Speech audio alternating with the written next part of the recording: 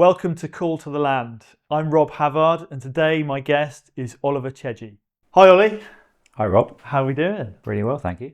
Thank you for coming on. You Pleasure. are our first guest on the podcast. Wow. Yeah. Well, I don't know if that's an honour or a privilege, or whether it's just you'll be basically talking to my mum, who'll be our only listener to start with. Am I the only one that said yes? Yeah, exactly. Good. So what I thought would be really good to talk about today is you've got quite a niche in terms of what you do, in terms of the outdoor dairy, the roaming dairy that you have. I should say, I think, were you Organic Dairy Farmer of the Year? Yes. Yeah. 2022. 2022. So yeah, that background. But I think what would be great to get like the story of where you come from, how you built the farm up, and that sort of thing. So, I mean, where did you start with it all? Thanks Rob. I'm first generation farmer. So you have to say what generation you are. So I grew up in Somerset. Do you want to know? We're going right back. Yeah. Let's do it. How long have we got? That's as long as we need. Okay. Grew up very normal background. My parents were an engineer, and mum was, the mum basically. And then I'm one of three, and Dad bought this 20-acre lifestyle block, which they call them now, but it was a bargain. I don't think Mum was that impressed with what he'd bought. I think the house had any windows, no heating, but it had this 14 acres of ground that Dad just thought he was going to do everything on. So my childhood memories are very much building a cattle barn, stables, cutting up firewood, cement mixing, a bit of everything. And then we'd go to the local market and buy bullocks or steers. We had pigs, we had geese, and I remember it used to be my job to shut them in, and I was always terrified of the gander that used to chase me. Looking back now, it's quite traumatic, but I just remember going down with a stick, and I just had to push him into the shed at night. And then we had a house cow, Jersey house cow, and a 3-legged stool. It sounds like we're going back to the 50s, but this was 80s. And I just remember all my spare time, we were outside, the three of us with my sister, my brother, building dens, doing everything. Yeah. So when you look back and... Quite idyllic. Yeah, I think so. Like now it's probably a perfect lifestyle, probably like childhood, that people probably pay money to have that lifestyle in the modern world we're in now. But it was just normal for us. Dad just spent his life trying to refurbish the house and build stuff. And so I guess that's where my passion for agriculture came. So I went to a farming school, which did like a GCSE in ag. So what, did it have animals? Yeah, it had its own little farm. It's Brymore down in Somerset. So my parents could see, I think they resisted it for quite a while, but could see that that's where I wanted to go. So I did that, and then I did university down at Silhane, did a degree in ag and business. Went travelling, so did Australia, New Zealand, worked on dairies, drove a combine, bored of that pretty quickly, driving a combine. So what was like the first step into your own stock? Coming home, so I guess where you look at where my break probably was coming back from university. I'd met a lot of friends in Salisbury that I travelled with, and they were farmers' sons. But at the time I was always quite jealous of and envious of opportunity that they had straight in front of them. Just because they could sort of drop straight in. Yes, drop straight in. Which I always knew. 14 acres back home was never, it wasn't profitable. I mean, they ran it as a loss probably for their own benefits, my parents, truth be known. I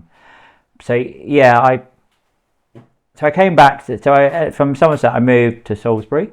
Yeah. Because I guess when I travelled the world that year, I learned a bit about myself, and I'd also learned if I was at home, I'd be fighting for the next 20 years for 5 acres next door to me. And you'll probably find the other farmers' sons or whatever, because they're all quite small farms in Somerset, or the part we were in. Yeah. I could have waited 20 years to get 1 acre, 5 acres. And I came up to Salisbury for the weekend, and there were just like these massive fields, which is only like 40-minute drive, probably an hour from home. And I just found the opportunity. So I worked for a local contractor, Yeah. Which part of my NUFA was about how I like a blueprint of how we get people into agriculture, or how I did it. What sort of contract? Straw baling. So just Okay. sat on a tractor. There was 3 or 4 of us as mates. Great time. We'd do all the hours and then go out and party, and then get up in the morning and do it again. Great time, but only for like 8 weeks in the summer. But in that time, I'd like built up a relationship with each of the farmers I went round. And started building a reputation of doing a good job and whatever. And then you'd find like 5 acres of ground and 10 acres of ground. And then one guy said, "Why don't you ring an agent?" And I thought, well, no one's going to listen to me. So I rang Savills, and within a day, I think I was just in the right place, right time. She said there was 120 acres of grazing. Is that too small for you? And I was like, no, that'd be perfect. And they said, "How many sheep have you got?" And I was like, "Oh, I don't have any sheep." And then she said, oh, you can't put cows on it. And I went, "Oh, okay." But I didn't have any cows either. So that's where I started. So I bought 60 draft ewes at £32 in 2008. Right. Okay. So that's where I started. So fast forward straight through now, we can talk about all the independent, but now so that enterprise now would be, I've got 8 landlords that I've still got the original ones. So it's about 1,800 acres, all on grazing licenses. And I've basically just gone through the valley and added every farm. It's got arable bits on it, but I've taken all the little grass valleys and stuff that people don't want. Yeah. So it's pretty much like coombe valleys. Yeah, exactly. Yeah. That's what it is. And I've just bolted them on from there. So that runs, so we've got 600 Romney sheep. We have 800 Welsh sheep on tack. And I've got a pedigree herd of beef shorthorns. Sorry. I don't do today where my late father's, that's what he evolved into down in Somerset.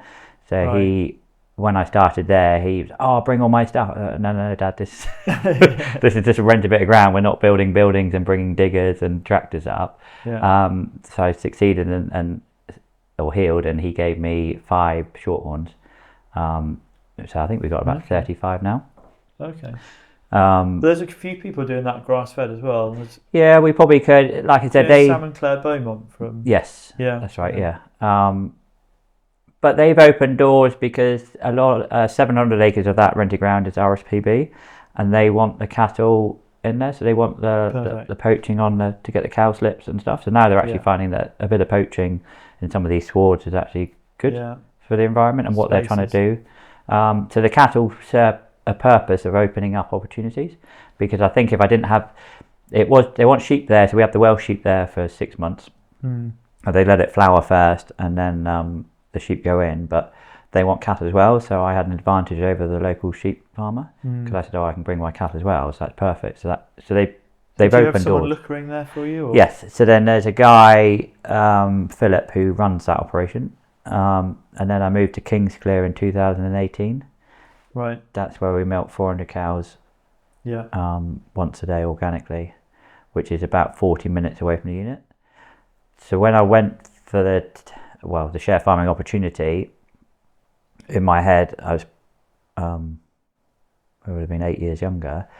I thought if I milk once a day, I could go up to Kingsclear, milk my cows, and then go home and do my sheep and beef work. Did you do that for long, or did you not do that at all? I did that. So basically, I paid someone to do the outwintering at Kingsclear, right up to calving. Yeah. And then I went up every day in calving, and it pretty much nearly killed me.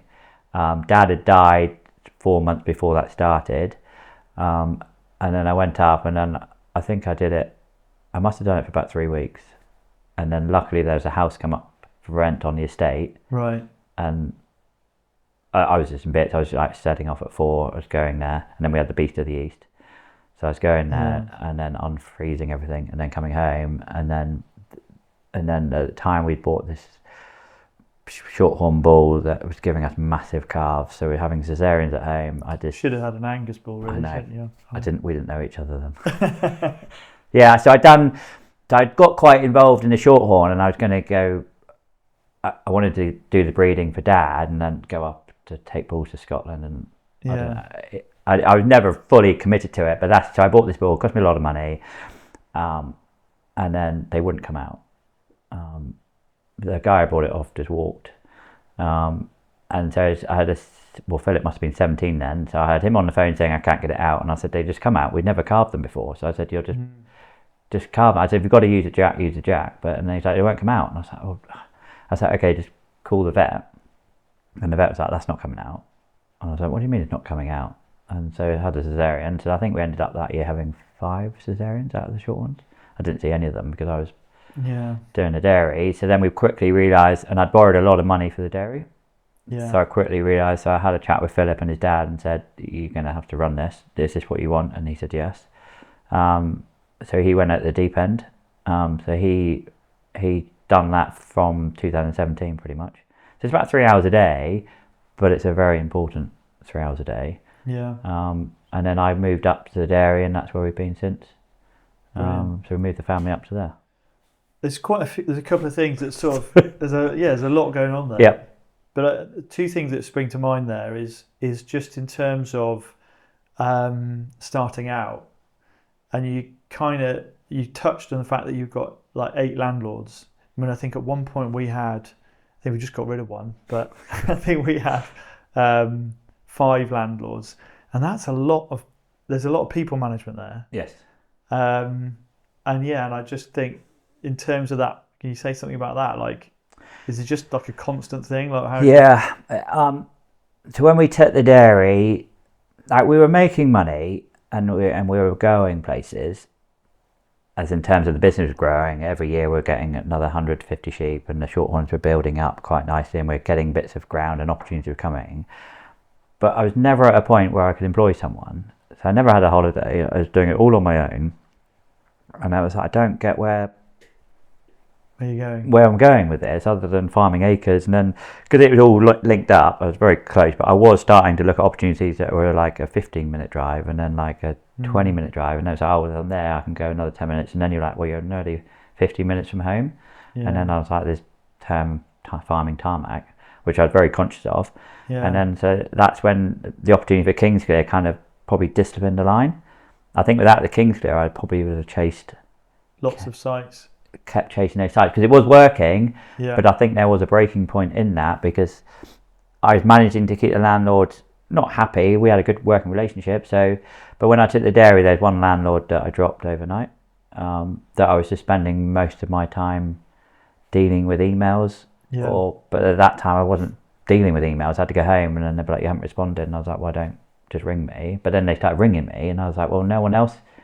The other 7 landlords haven't rung me. Yeah. Why are you? But it was through an agent. So then I quickly. Yeah, often the problem, isn't it? So that they went, and all the others, there's agents involved that do the grazing licenses. Yeah. But some of the grazing licenses are only annual, but they've done 5 years and no one's really. It's only every now and then the agent changes and they're like, oh, we need to renew this. And so we have to pay for a bit of paper and have to sign everything, but nothing's changed. I guess. It's very much I try and do an excellent job of what. Yeah. So it's like a working relationship, isn't it? And I've built that, and I think that's the most important thing. But I've always made sure my values of how I want to farm are in line with them. Well, and it's interesting as well. I think I think it's often a kind of a false narrative around first generation farmers or starting out. I mean, like I grew up here it was a 180 acre farm here. Yeah. But, by the time I left college, it was just 50 acres here. Yeah. And then sort of coming in, so you're taking on ground, but there is this narrative of like there's no access to land. But like you as a first generation farmer, you've built up landlord after landlord after landlord. And I've never found that there is a problem with access to land as long as you're willing to work, go and talk to people and find it. Yeah. Did you agree with that? Yep. Yeah, there's abundance of opportunity, and I'd stand by that in front of anyone. But you've got to be prepared to go and find it.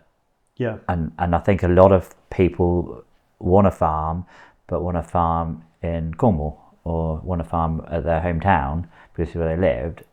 But you can't be that arrogant as a first generation farmer. No. So I've moved from Somerset to Salisbury because that's where the opportunity was, and then from Salisbury I've moved to Kingsclear. But my heart and all along, I wanted to move to the West Country. I wanted to move in Devon, but the opportunity there, there's just smaller farms. There's opportunity within there, but I've just moved where the opportunities were. Yeah. And I've bolted on. That was the opportunity that I found, and that was my little niche in. Yeah. But yeah, there's hundreds and hundreds of opportunities. Yeah. But it's the right person fits that mold, and it doesn't fit everyone. No, and there's an attitude thing. I mean, we end up, because if people are interested in what we do, they come and ask about how could I start out, and you kind of get them into different groups. And some people will be like, I can see this person's just going to make a go of it. Yeah. They're going to find something, they're going to crack on. Yeah. And then I'd put the other group would be the complainers. Yeah. That it's not fair. Yeah. There's no access to land, and they kind of have a dream of what their farm looks like, and they want to start that exactly as it is tomorrow. Yeah. Why can't I have a 500-acre farm now with zero experience? And then just hearing you talk about, you're doing the straw baling, you're making contact with the farmers, conversations, you make those links, and then, but also it's a route that isn't coming through like you're in the agricultural community. Yeah. You've started work kind of at the bottom of the ladder. And you were the farming ladder was what you were looking at on the Nuffield thing as well, wasn't it? Yes. Yeah, because so very much, like, don't get me wrong, within that opportunity, most of it is like stubbornness and freaking hard work in there at some point. But then anyone that's been successful would have business worked hard somewhere. Yeah. Someone has done hard work in their generation before or after. Yeah. Someone's had to work hard to get there. For me, I applied for Nuffield because I've had the success, and I was like, well, and then I kept hearing these people, but then you soon learn that those complainers are just these pipe dream people that wake up, look on social media, and think, oh, that's cool, I want to go and farm. Yeah. And so those people, probably never going to get there. But there are people that probably get trapped in this narrative or their pond that they're in, but they just need to go another 50 miles that way and look. And if you're not getting traction there, then not be a salesman, but find a job where it gets you in the community and recognised in the community. Because I went out bailing, most of that time we didn't have mobile phones, so you had to go to the farmer to get the map. So then you've instant connection there. So and they obviously like your face or whatever, you're polite because you're doing a service, which goes a long way in building that connection. And quite often people are interested in people, so they ask you about yourself. Yeah. And then as soon as because a lot of people don't know you're looking for a farm, or I wasn't looking to be a sheep farmer or a dairy farmer. I just wanted to farm. So I would have farmed anything, but not a lot of people are going to let you have pigs on a farm. So sheep was like, and sheep were quite cheap to get into. I didn't really know much about sheep, but my style of farming was pretty much dog and stick because I didn't have any financial backing. Yeah. So I moved into it, naturally fell into an organic system and low extensive because of the means I had. But now we'd probably have the capital to go and do that. I don't think I'd change how I want to farm. But then that low capital outlay model it probably should be the model even for bigger farms. Yes. There's a lot of capital on these farms, 500, 600, 700, 800,000 acre farms. The subsidy check has been pretty nice for the last 20 years, and that's brought a lot of capital investment, hasn't it? And but you look at New Zealand, and I remember talking to a mate of mine who'd been out there, and guy with 150 suckler cows, and he got one tractor, and he just decided to sell the tractor because he thought that actually 150 suckler cows didn't justify a tractor. And he just sees a different mindset where they haven't had the support. Yeah. And what's going to survive in the future with where we are now. And and that's like anything, and there's trauma and then you recover from trauma, and they lost their subsidy overnight, or that's a well-known story that they had to, and they forced themselves into the system, and that's why they're ahead with their genetics. Because they've gone down that road very quickly. But like you say, we've been, is it propped up or whatever, we haven't really invested in our farms properly because it's easy just to spend that money back, but then that's government policy and tax of how they want to spend the money. But like you say, my model of farming and yours would be sustainable for first generation. And then it's just being disciplined. Like now we have to be disciplined to stick to that, because when you've got some wealth, And then that's the time we say, well, no, I'm going to take this money out of agriculture, not just pile it back in. Yeah. And Just to do more. Yeah. Yeah, and it's like you say, just valuing your time of, is that going to create me an income? But it's quite interesting when you sort of comparing notes on that, just with the starting out with you buying your Coluse or whatever. Yeah. And then and it's really similar for me, where I was working in nature conservation, and I actually went and bought a load of Wiltshire Horn ewes with an egg credit card. Do you remember the egg credit cards? Because they were 0%. Yes. And so you could get, I think I got about $4,000 on the egg credit card. Yeah. I went to Worcester Market and there was a Wiltshire sale. And then that started at me coming back into the farm, and then built from there, and dog and stick farming, like you say. Yeah. Although we got rid of the dog. And now the stick's electric fence posts. But yes. But yeah, and the $4,000 debt that concentrates you, that focuses the mind. So we borrowed a lot of money for the dairy. I borrowed nearly £460,000 at 9% interest. Whether that for cows and plant parlour, machinery, yeah, and all that. But then your plant and parlour, it'd be worth talking about that, because the mobile parlour, I mean, it's when I came down to have a look at it, I mean, it's cool to see it in action. But I mean, there's not how many people doing that? 3, I think, in the country. 4. There's quite a lot of little ones, but Tom Foote and Neil Grigg, who made it, they're probably the ones that took it to a commercial scale, I suppose. So the roaming dairy came about. So you create your own luck in life, I suppose. Don't know how you do it, but you find a way of doing it. So I was looking at, I don't read farmers really, I couldn't afford to buy that. But someone sent me an article that Tim May had put in there that was looking for a grazier for 1,000 acres. And I was like, why you sent me that? I was like, I've never been able to farm 1,000 acres. I can't borrow the capital to buy the sheep to get it going. I could do it, but I couldn't see how I could get that next step. But because I was actually at school with Tim May, but we left school and said goodbye. There was no social medias or anything. Like, we knew each other at school. We weren't overly friendly, but then I'm not in contact with many people at school. We just kind of did our thing. That was years ago now. Same year, or same year. We used to play rugby with him. But yeah, it was quite a small school, so we all knew each other. But it's only because I saw his name that I was like, oh, I'll go and have a look. And it's only when you get to meet Tim that he's like, well, you don't need 1,000 acres. You can have a little bit of it. I was like, oh, so I can grow with it. And I was like, oh wow, that's an opportunity. And all he stipulated was that you have to go over every inch of it.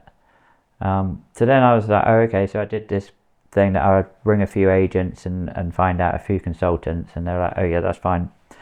Yeah, show me the map. So right, put 300 acres here. Tell him to put a dairy here, cow tracks here, cubicles here. And I was like, what do you mean? I said, I can't borrow that money. He said, no, the contract farming is the landlord pays for that. And I was like, I can't go to him and say we spend £1.5 million on a milk price that's X and might be half in year 3. I said, that's just no. And then, so I showed it to him, and he was like, pushed it back at me like, what? What are you on about? Yeah, exactly. Have you read the brief? And I was like, yeah, but this is what everyone's telling me. And it's only for him saying no. We're not doing that, because he'd been down that road and he's done enough field, and he wanted everything to go over the whole estate because he's done all these resources. It's a pretty much ring fence farm, but he's seen it in action, like all the straw, all the size comes back to the dairy, and then on a wet day they never goes very far, so all the nutrients are down at one point, and he wanted to get to the far point of this field and the land, and he said you can do what you want with it, but you have to go over every inch of it. So we actually because he wanted sheep, and he saw it as naturally as sheep and beef farming, and I said, I'm not farming 5,000 sheep. I won't be able to borrow the money, and I'm not comfortable with borrowing the money for that many sheep. Yeah. And he went down another avenue, and then within 18 months, he phoned me back and said, are you still interested? Because I said it needs a dairy, but I'm like, who pays for the dairy? And then I said, well, I know Tom Foote and Neil Grigg, so we took him down there, and Tim was like, yeah, I love mobile. This is what we need to do. Yeah. So then we set that up as a share farming, but then I couldn't get a milk contract in 17, but I could get an organic one. So I was thinking, well, and to be honest, a bit of me was quite relieved. I thought, you know, it's like heart racing that I'm about to go into something. Yeah. And then I was like, oh, actually no, I'm quite happy in my little, you know, my little well. We had like 400 or 500 sheep by then, and we were growing. I was like, I'll just go back home. And then within 2 days, Tim was like, yeah, I've registered for organic. What next? And I was like, what? Are you serious? And he was like, yeah, I was thinking about it anyway, but yeah. He's quite open-minded. Yep, 100%. And a lot of where I've gained a lot of traction is the right landlord. Yeah. Very much the right landlord. So it's not that we're buddies and friends from school and he's had a leg up. I think that only helped me ring him, because if I didn't know the name, I probably wouldn't have rung to go up there and see. So that's what I would say was my luck, to see his name, to go and see him. And like in hindsight now, when I go back, I say to Tim, because he didn't get very many people apply. Right. And I said, I think a lot of it's too big an area. Yeah. And I think if he'd done it 200 acres, I think he'd have probably got a lot of people after it. So it benefited me, because I was ballsy enough to go and see it, but I was only really going to say hello to Tim that I hadn't seen for 20 years. So that's where so we were like fully committed, bought 180 heifers, done the cash flows. I was like, I don't see where we can go wrong here. This is... So that money was cows, mobile parlour, and various other equipment. You got basically a lorry tanker thing. Yeah, I got a lorry. I had a tractor at home, so I took the tractor up with me, plant and machinery basically, and then so I own 55% of all the stock. So I bought these heifers basically. Okay. And then we got a leader grant that helped, but that was kind of... And Tim bought the other? Tim bought the other 45% of the stock, but all the machinery is mine. Yeah. And that's how it works. The milk contract's in my name. And then I was like, well, I don't see why this won't work. Yeah. And then roll forward March 18, and this... Beast from the East. And there was a little barn that was up in the middle that Tim had always wanted to build a barn there, so he put this barn up. And I remember speaking to... we saw it in the forecast, and because it's really open barn, I was like, you can't put animals in there. And then Tim's dad was like, oh, it won't get weather in there unless it snows. And I said, oh, that's fine, it's March the 10th. And the next day, I don't know how it was horrendous. Like, there's more snow at the back of the barn than the front of the barn. We'd calved probably 25, 30 heifers. I was trying to push them up onto the milking parlour that had never been milked before, let alone go up steps. That pretty much took me half the day to milk one row. By the time I got them all on there, the milk line had froze. And I was like, so I have to do it again. And to be fair, Tim was out. He not part of the share farming was he supplied the stock and the land, and I was supplying the machinery and labour. But he could just see he had to, you know, and he's invested in it. He wanted it to work, so he was there with me pretty much through a lot of that early month. Brilliant. That says a lot. I mean, how many landlords would do that? Exactly, a lot of landlords would be like, well, I don't care. You bought this thing here. You need to make it work. But like Tim would go and get this like diesel heater thing, and I was like, you can't. You're going to melt it. I just spent all this money and you had to melt it. He had this flame flower thing. That's just like Tim. And there's still burn marks on the water pipe from when I had to get him out of the parlour. And I was like, you're not going in there with that. I'll just do it on my kettle. Flamethrower. Yeah. Literally.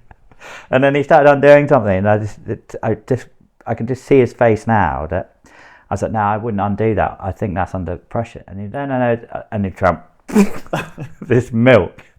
He had this stupid hat on, with these welding gloves, and then the milk literally was just freezing. Was it the deer hunter? Yeah. And it was just freezing on him, and we just looked at each other and just like, this is just insane.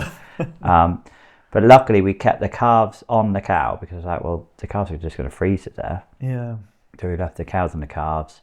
And got through all that, and then so in hindsight, having that in the first year, probably since then we've doubled. Seemed easy. Yeah, we've doubled the size of the barn since then. It's an insurance policy. I mean, we've got a lot more calving now. There's only 180, and that first year I did it all on my own. Wow.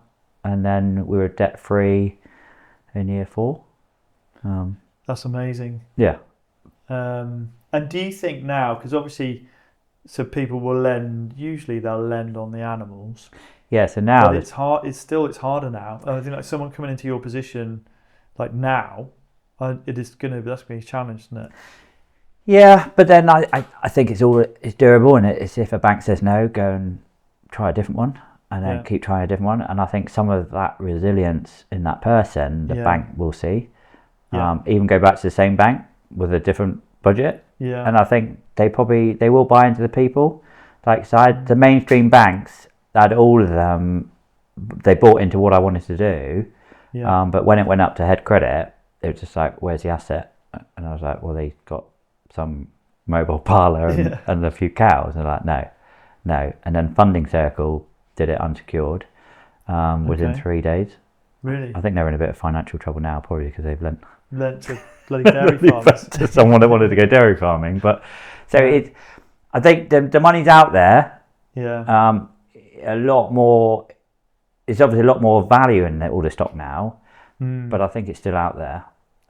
You've just got to keep knocking down doors to find it. But then, what you're talking about there is with that investment in the cows. Like I know someone locally who put a new parlour in. Might be 7-8 years ago now, and that was £1 million. Yeah. You know, goodness knows what it is now for a big sized parlour and all the concrete and everything else and the tracks, like you say. But your cost of production is it's pretty rock bottom, would you say, for organic? I mean, are you happy to say what you? Maybe like 20. Well, maybe I shouldn't say. 20 pence. No. It'd be nearer 30p probably. Okay. And then our milk prices.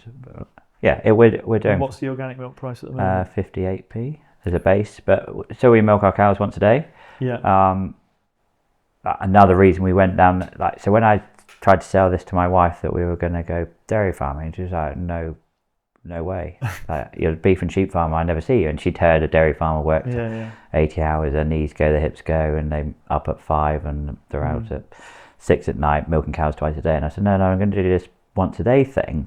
And she goes, well, you can't even do that. I said, no, I'm going to milk once a day. And she goes, yeah, but then on Christmas Day, we just had a son, and Hattie was born as well, actually. And on she goes, Christmas Day? No, but she's like, on Christmas Day, you'll be milking and you'll miss the children. Yeah. And that was it. And I was like, okay, so if I don't milk cows Christmas Day, and I only milk them once a day, what do you think? And I don't think she bought into it anyway, but I said that's a yes. So I'll stick to that. I'll only milk the cows once a day. This flexi milking has got I keep looking at that because I think we get more production, but again, I think And what's that? So just, again, I think it's the Kiwis have dreamt up this. Someone decided to milk them. I swear he didn't get up one morning and then thought, I better milk them now. But you do it at different times of the day. So you do like 3 and 7, is it 7 and 10 milkings or something? Okay. So it's in between once a day. So it's less than once a day? No, more than once a day, between once a day and twice a day. Okay. But there's loads of different times you can do it. But what I couldn't get my head around is the routine change of one day you're up at 8 milking and the next day at 5, and then you do an afternoon milking. And I think you basically get a Sunday off. Okay. I guess that's how they've worked it. I think there's a bit more milk in there, but I don't really like the lack of routine. Yeah. And then I think you've got to get a head around a routine and a schedule and a roster for staff, and then know what I'm doing. And then so I'm like, no, I'll just stick. Once they worked, and it's a discipline now to sit on our hands that don't change something that works, and we will dry the cows off before Christmas, basically. Yeah. And I've stuck to those two things. So you dry them off before Christmas. Yep. You're into milking, or you're calving March 10th. Okay. March 10th. When I looked at it, I read about organics, and then they're like, "Oh, you're 2 weeks behind conventional farming." We're pretty much organic on the beef and sheep, but not certified because it's little blocks of land everywhere, so it wouldn't work. So I'd like, we're probably 2 weeks, but now is probably when is spring, if we even have a spring. So we probably could go a bit earlier if we wanted to chase production. But I quite like that dry off period now. Yeah. I do the school run in the mornings and the afternoons for that period, which is quite nice. Yeah. And there's a lot more time, and then all the animals having a rest, the people having a rest, the equipment's having a rest. Yeah. And then we start again. So when it's non-stop for people, it's it's attritional, isn't it? Yeah, I think so. Like in foot and mouth, a lot of dairy farmers stopped. Yeah. And then they didn't start again. No. Yeah. No, because what they're just like, oh, just a breed. I don't have to go milk cows. Yeah. And so we get that every year. Yeah. It's actually quite nice.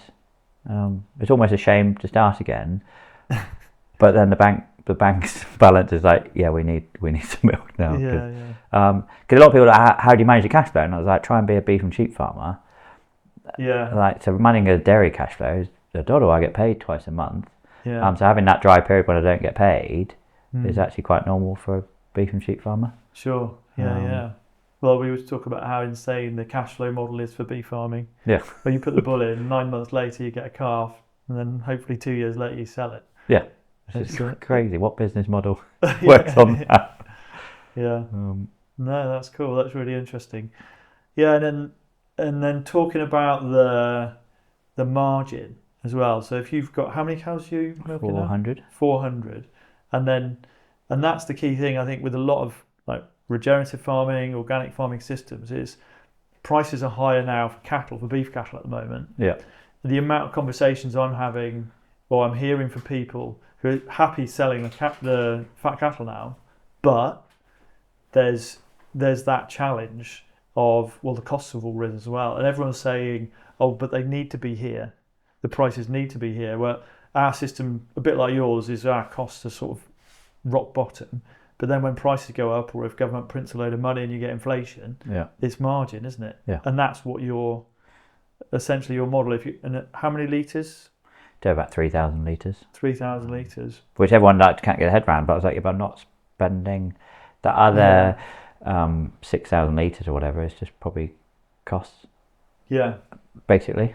And you're just turning over that money, which is a great discipline, but the discipline is I couldn't have the money. No one would lend me the money to get onto that hamster wheel or whatever to do it in the first place. So again, the first generation farmer has gone down round the back and into a very profitable, sustainable system that's talked about every day now. And almost 30p a litre. Yeah, is margin. Yeah. So but it's great to see. I don't think there's many people, I would say, that have started from scratch and are. I mean, you sort of push it aside and don't make a big thing of it, but have been as successful as you have been. And there is, but I think you have to dig them out. Okay. But yes, some people may have had some cash injection, but mine has pretty much come from a harvest worker. I borrowed. Yeah, I did the same. I put £2,500 on a credit card, and then I think I had like a student loan of like £2,000, and that's where the foundation. And then Dad gave me those 5 shorthorns and a digger. Yeah. That I sold pretty quick. He tries to dig something up, but it's but there's hard work in there. But there is a path, and it shows there's opportunity as well. Yeah, isn't it? If you work hard and don't spend too much money. Yeah. But there's always that. There seems to be a bit of an addiction to kit, and an addiction to a lot of these activities in farming, because you're going to be keeping your activities low as well, like not too many interventions, because a lot of those cost. And you find that? Yeah. So we've got a mower. Someone at the door. You've got a mower. We'll keep that in. Yeah. We've got a mower. I've got a hustler, like a feed out, because the other thing that happened in 2018 was after we got through the Beast of the East, we had a drought. Yeah. And I just remember prior to 18, I just wore trousers all year. I never had a summer, and I just decided to go dairy farming, and I just think we had summers. Again, and I just we got through, and I was like, the heifers were coming on the parlour. I'd had a routine. I was pretty much done by 10:30 every day, and I was going home to my wife saying, "I'm home," and she goes, "Oh," and I was like, "Yeah," and then all of a sudden it didn't rain, and I was like, "Oh, now I've got to feed them." I was like, "How do you feed them?" Because you're mobile. So if you're a static system, you'd have a yard, and you'd have your ring feeder or whatever, or your feed banker, and you'd just feed the cows after milk, and they'd go and eat and buffer eat, or you'd put them in a field.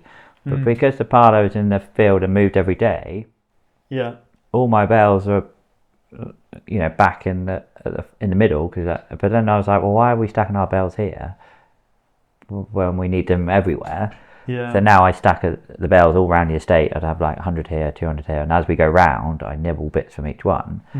But then I was feeding one bale, but because you couldn't get 180 cows around one bale, yeah, and then I had to feed 5 or 6 bales. So the first summer I spent my afternoon in the tractor feeding cows with bales and shaking them around and shaking the load around and pushing them down hills and all sorts. And then I googled, I think I went on YouTube actually, and then which I found a lot of stuff on there is quite useful. And then I found this hustler that you could put 8 bales in. I was like, oh wow, I could do this in one trip.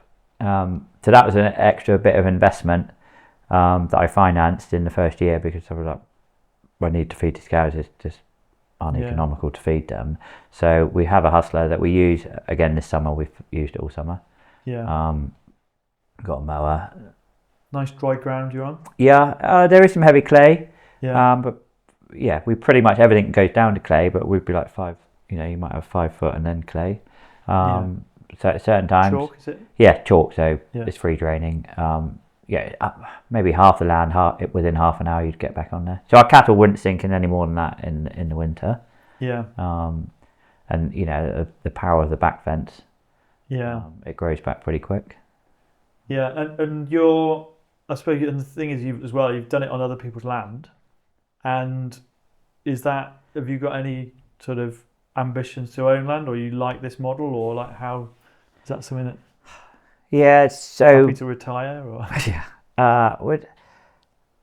don't know if I had that ambition to own land or not. I always did want to, but now I don't think it would give me a return. So we probably would be in a position now where we could buy a farm or our bit of England, if you like. I'd probably then have to work, probably to 70 or whatever to pay that, and they'd have to keep going every year with that debt. And my fear in my head would be that we would do that, and I'd probably do that quite happily. But then if my children then said, "Oh, great, Dad, I don't want I don't want to be a farmer. I've seen you work for 20 years. You haven't come to watch rugby or done anything with us, and all you've kept saying is I've got to work for the money." And I don't really want to be around our kitchen table when we're having food, stressed that I've got to say to them, "I've got to work tomorrow. I can't help you because we've got to pay the debt on the farm." And then I say to them, "It's for you." But really it's for me, and then I'm putting it on them, and then they might get there, I might die at 68 with a year left or something, and then they'll be like, well, I'm just going to sell it tomorrow. So I don't see what I need it for.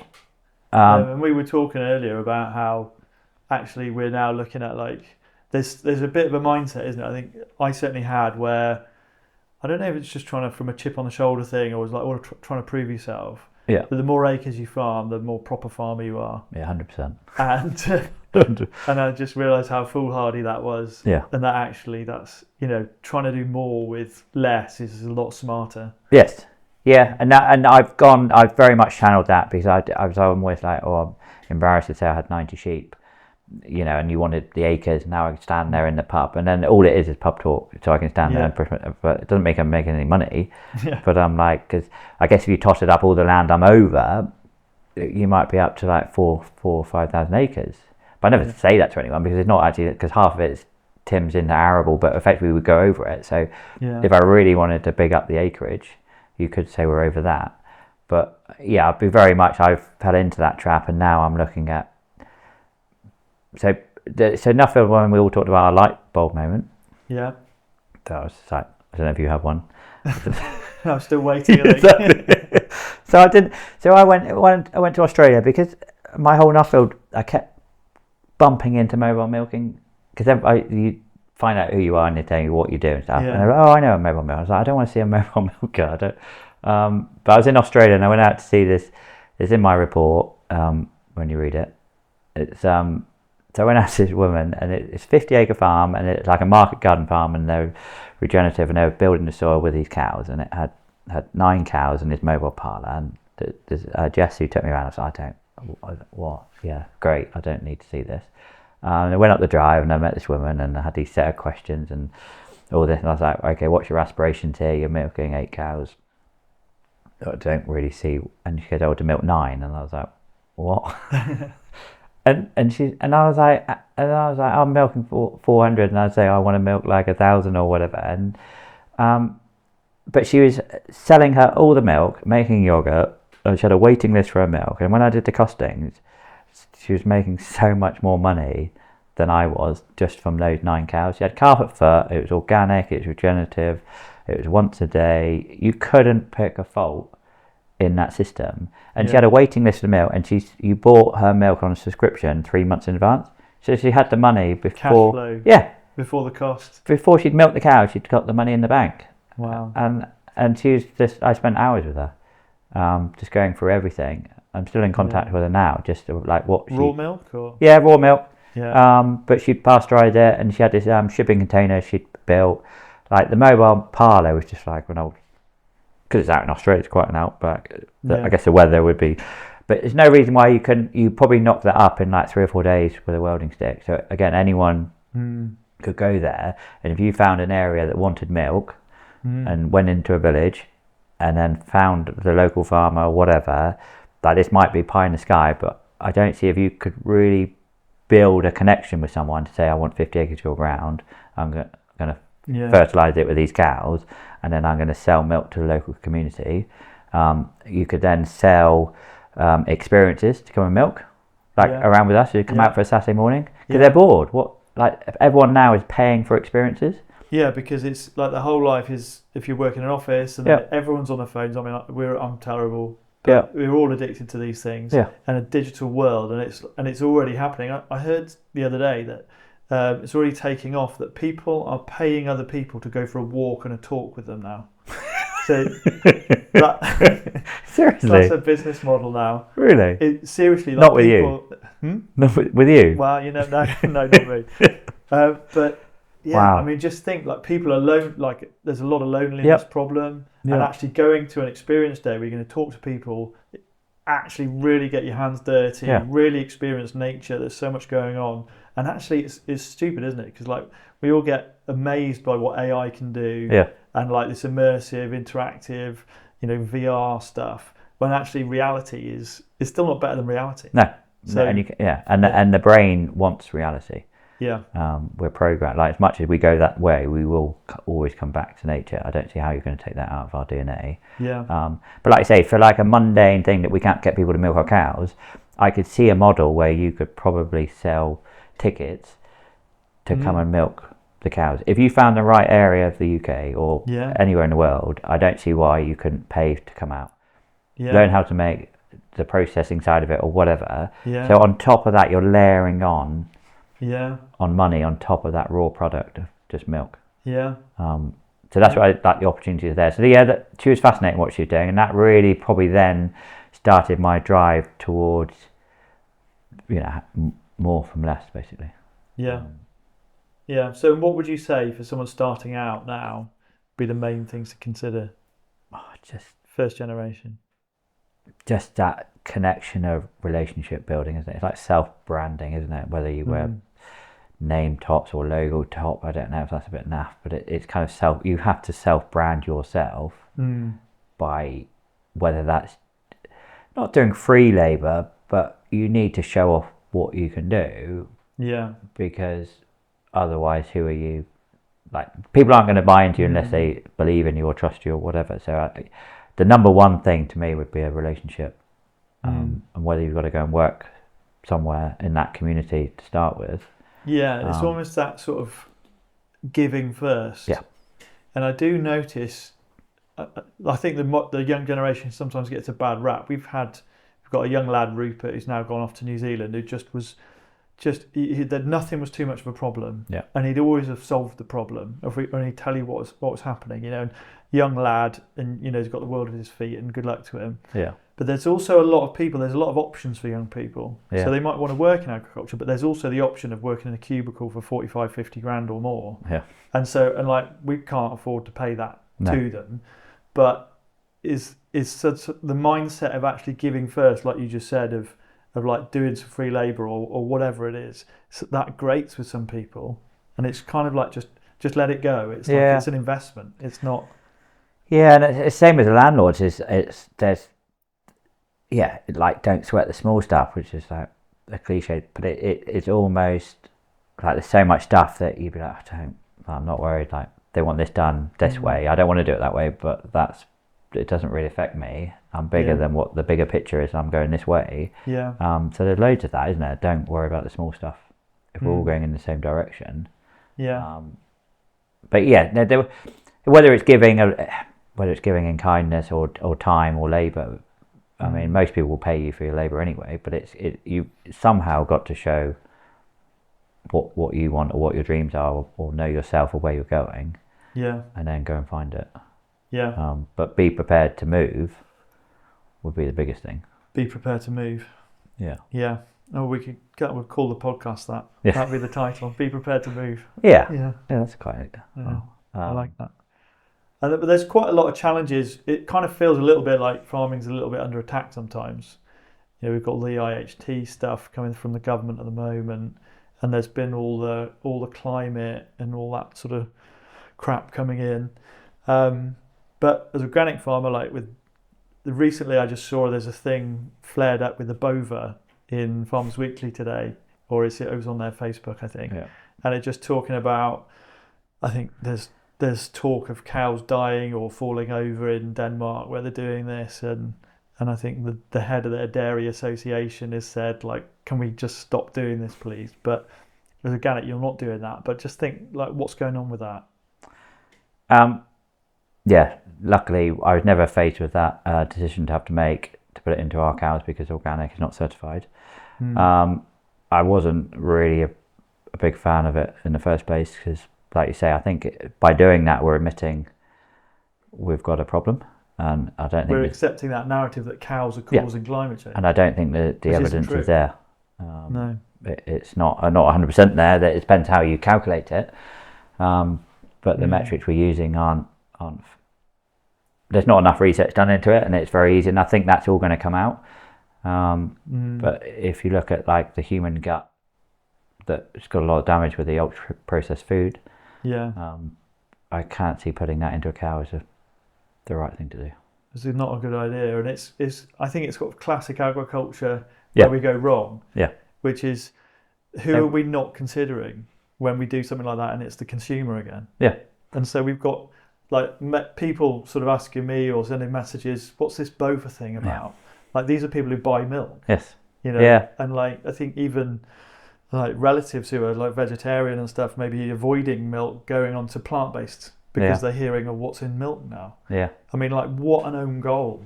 You've got this incredible product. It's health-giving, it's healthy, and then you're going to put a chemical additive in the feed of the cows. And it's just like, I mean, I don't think there's too much of it happening now in the UK, is it? No, they've done. Stopped. Yeah, I don't know if they stopped. They were doing trials. Which I agree, you've got to trial stuff, but I don't see that's the way to go forward. No, and the whole global warming thing as well is just all with the cows causing climate change. I keep sort of going deeper into this stuff, and there was initially the thing where they had the carbon dioxide equivalent, where methane was supposed to be like 80 times more warming or something. And I was looking at this, and then they had to change the metric from the GWP 100 or something to GWP star or something. Really? To take into account that methane disappears in the atmosphere over about 11 years. Yeah. So they corrected that. And then I was listening to an MIT physicist the other day talking about this, and he's like, it's still completely wrong. And so just like, guy's got an incredible career in physics, but it's just basic mathematics. And he's pointing out that CO2 is 0.04% of the atmosphere, right? Now, methane is again, I can fuck this up probably, but methane is 0.00019% of the atmosphere. Is that right? So when we're thinking about like an increase or a doubling in methane, and then how much of that methane is caused by livestock, which is 0.00038%. Yeah. So if you double the methane from livestock, just from arithmetic, because the current assessment assumes that a doubling of the methane is the same molecular weight as a doubling of carbon dioxide, and that's what and this MIT physicist professor was saying, this isn't like an algorithm, this isn't like a complicated model, it's just arithmetic. It's like there's not as much of it, and there's about 600 times the amount of CO2 in the atmosphere as methane, and then about a fifth of that methane is livestock. So the idea that you could double livestock numbers, it'd have fuck all difference. Yeah. And it's just...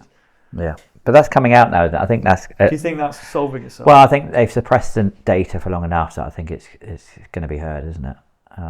Because as I understand it, like I get the whole cycle is 11, 12 years or whatever it is, but if cow numbers haven't increased, then that's... And they've gone down, haven't they? Yeah. So that's always done that. So we've done our job. Yeah. How about petroleum does their job? Exactly. So why aren't we looking at that? That's disruption, isn't it, to society? Yeah. And as farmers, we're minority. Yeah. I don't know. I struggle with the whole. I don't get the cycle that if we've always done that, there's always been there, and cow numbers are falling, and there is an argument that we're going greener anyway as a planet, so we might need more. Yeah. Might need more cows. Yes. Yeah. Makes sense to me. Yeah, it's good for us. So what's next? What's next? So playing a lot more golf. Right. I didn't have you down as a golfer, actually. I used to play a lot of rugby, but now it's probably a bit too old to be doing stuff like that. Dangerous. Yeah. But you were out the wing, weren't you? Played anywhere in the back line anyway. I enjoyed my rugby, but you've got to be pragmatic at what age you are. So I probably when I started doing physical work for myself, I pretty much stopped. So I probably stopped at 30 because I just couldn't afford to be injured. Yeah. But no, try and play golf. So I very much got to this point now, and then after the Nuffield, it's like at some point, like it is a fun. The fun is in the journey. Like enjoy the journey. Like the fun's not having. It's the getting there's the fun bit, if you like. It's a funny thing, isn't it? Because you don't think that when you're at the start. No, you don't. Not at all. When you look back, that's what you like. Yeah. I want to go here. I want to go here. It'll be great when it's. Yeah. And then you look back, and you're like, that was really good when I was in the, in the shit of like the Beast from the East. Exactly. Yeah. So I said, like, I'm 45 now, and I was like, well, if I don't actually start to appreciate what I've created, the life I could have. Yeah. So only once or twice a week we try and go out in the afternoon. And now I've bought a butter maker machine. Oh, what, sorry? A butter maker. Oh, yeah. And a cream separator. So I'm very much going to try and process, which I think will be quite fun. So it's either milk more cows, milk them twice a day, or flexi milking, or just say, well, actually, why don't we? We'd have a bit of a following through Kingsclear Estates and through what we're doing. Yeah. And very much let's try and market some of that produce. Like we get asked a lot for people to have it. When I say a lot, it feels a lot when it's things to consumers probably there's nothing. Just play around with that a bit. Try and sell direct. That's what we're playing with at the moment. Enjoy it. Yeah. Then that's the whole thing, isn't it? It has to be. You need to enjoy it. Otherwise, what's the point? What have you done it for if you're not going to try and have some fun out of doing it? Great stuff. Well, Ollie, thanks ever so much for coming on. It's been really good to talk to you. For people watching at home, you can find us on socials, on Twitter, on Instagram. We'll put all the links in the descriptions, and then just click on the links we provide on the video. Thanks for listening. We'll have our next episode up very soon, and come and join us again on Call to the Land. Thank you.